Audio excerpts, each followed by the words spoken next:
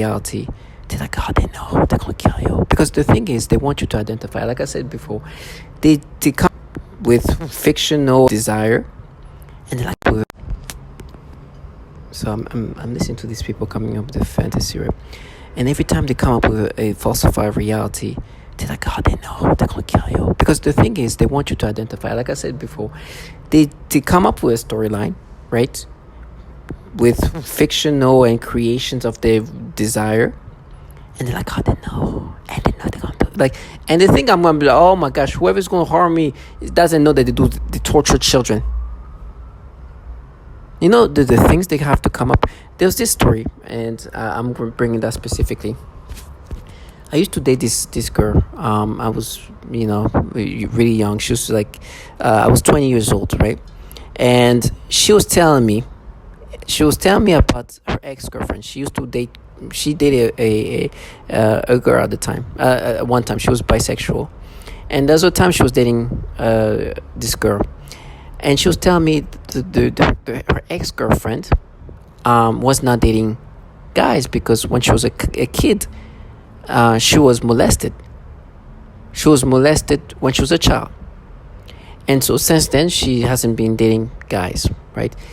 I'm here. I'm 20 years old. I'm kind of jealous, but I don't know what to respond to her. I don't know. Like, I'm trying to be dismissive a bit. I was like, I know people who've been molested. Or something like that. So I said something random, very mature, mind you, I'm just 20 years old. It's not like the peak of my maturity. I wasn't hit. In my head, they tried to go back and forth. But that was her ex-girlfriend.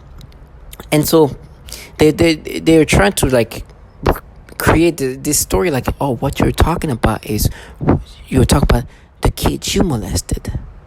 And they try to talk about me in middle school, doing whatever I did to myself. Well, in reality, first of all, that's a wishful thought. They wish I molested a child. It's not true. What I did as a kid is something I did to myself. But at the time, do you know that this thing I never thought of that moment ever again in my life. The second I did whatever I did as a kid to myself, that moment never came in my brain. Never. It was, you understand when children do things that are just so impulsive and so to them it doesn't do anything, right? Just like a mentality of a child. Do something stupid, don't think twice, and just move on with life, just thinking nothing. Now, of course, I'm looking at it as like I'm embarrassed about it, but I understand as a child, you do these things as kids and don't think about it. Now, at this moment, I was never thinking about this. I think the second this moment was done when I was a kid to myself, it never came back in my brain. Matter of fact, when they were trying to bring it up, I was like, what? Try to, and they had to literally bring that up. Because to me, my brain, it was completely disappeared. Because kids do a lot of stupid things. And some of these things are so impulsive and so that they don't think about it ever again. They just move on with not a thought about it ever again. And so now, for them, because oh yeah, you were talking about that, huh? You were talking about the kid you molested. It's trash. No. I was saying whatever I wanted to. I was saying something just to say something. I was immature. I was just saying, yeah, okay, I know somebody too.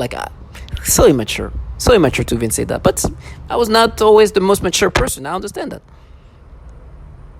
And she was actually more mature than me in that sense. She's like, you don't brag about these things. Like, okay, well, I was just saying, and that's because I was just saying something that's just to respond to what she just said. Now they're like, no, it's because you molested. It's like trash. First of all, we know who's out here molesting children. Listen to the things they do to children before that, right? This is reality. Now, if you're saying that was I a mature 20-year-old, yes, I was very mature as a 20-year-old, even as a 21-year-old, even as a 22-year-old. I think my maturity started kicking in maybe 25. I've said immature things. I've said so many immature things that, of course, looking back now, I'm like, oh, I'm immature young man that said a lot of stupid things. I'm never going to paint myself as perfect. But I'm just so thankful that I can put things in perspective.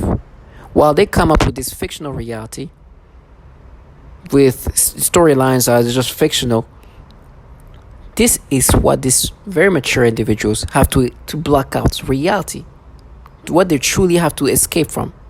Year old client who has autism. And she was the most significantly affected of all of my clients. I eventually had to tell this client to go to another clinic.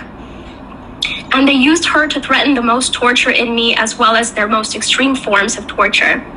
For several months, she would cry and scream horribly during our therapy sessions, despite having a great day at school. This was highly unusual behavior for her, as she usually behaved very well during her therapy sessions and had been making incredible progress on all of her therapy goals. This was used to threaten extreme torture on me, making me scream and cry, etc. They would make the kids act out the kinds of torture that would later be done on me. For example, they would also sometimes make her bite her hand, threatening to make me bite my hands, as they often do. One day, she had a large, severe bite mark on her arm. She has also grabbed her crotch, saying, "Ow," and this was used to threaten me with severe sexual torture. One day, I also observed her gasping for air a few times in the same way that I do when I am being more severely suffocated. The suffocation had been in a mild state for a while up until this point. Many of their torture methods are cyclical in severity. Right after I saw this child being suffocated, then I began to experience very extreme suffocation all day, every day, for about 2 months straight, and that's also when they made it worse when I eat. Then I also work with a 4-year-old little girl with Down syndrome, as well as her 5-year-old sister who also has Down syndrome. I observed both of these girls suddenly grabbing their genitals in pain and verbalizing, "Ow." I observed this at least on 1 or 2 occasions for each of them during their I also have had a couple of kids that experienced zaps of pain to their hands as they covered the sore spot with their other hand, saying, "Ouch," while the V2K in my head crotch and leaned forward in his chair. Then he made a frightening grimace of severe pain. I asked him what was wrong and if he needed to use the restroom, but he said no to having to use the restroom and was not able to verbalize anything more due to his language delay. He looked puzzled and bewildered. Even though I had stated that it was time to do more work right before this incident, I quickly just let him play another game, and he quickly returned to his joyful, happy self again. He has also grabbed his crotch and said, "Ow," while looking up at me. So this is reality. It's not a fictional story. It's not a painted, put together reality and version of things. This is coming from somebody who witnessed their children or the children they're teaching is going through this terrible torment and torture this technology is capable of doing. While this trash are coming up with this version of fictional reality, which they call it a reality, to try to create this fantasy. These fuckers are the ones, these people, these bottom feeders, are the one in the program molesting, torturing children. And now they're trying to come up with whatever version of story, trying to make people believe, or try to make me believe. I don't even care about what the others. I mean, I know everybody is aware that they do torturing children. And try to come up with stories and things. And this story of me just responding to my ex-girlfriend in this immature way, not knowing what to say to her, and just kind of jealous, and just say some random like, "Oh, I know somebody," like just stupid like that. Of course, I'm just saying, I wasn't thinking about anybody. I was just like, yeah, I mean, I know somebody too, like a kid almost. It was just very mature. But it's like, no, you were talking about what you did as a kid. It's like, what? You think this moment in my life, it disappeared immediately. The second that this thing happened, boop, it was gone. When I did whatever I did to myself, gone, forgot, complete my brain. And now they try to create, now you're thinking about that moment. And now they're implanting that moment to being in my head when I was saying that with this version of reality.